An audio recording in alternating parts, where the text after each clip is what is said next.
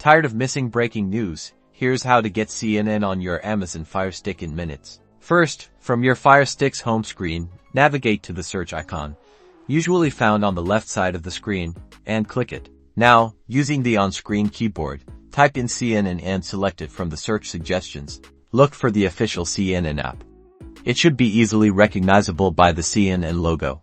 Select it to proceed. You'll be taken to the apps page in the Amazon App Store. Click the download or get button to begin the installation process. The app will now download and install. The time it takes will depend on your internet speed, so be patient. Once the installation is complete, the download button will change to an open button. Click open to launch the CNN app. The CNN app will now open. You may be prompted to sign in with your cable provider credentials to access live CNN programming. If you have a cable subscription that includes CNN, choose the sign-in option and follow the on-screen instructions to authenticate your account. And that's it. You can now enjoy live CNN coverage and on-demand content directly on your Amazon Fire Stick. Stay informed.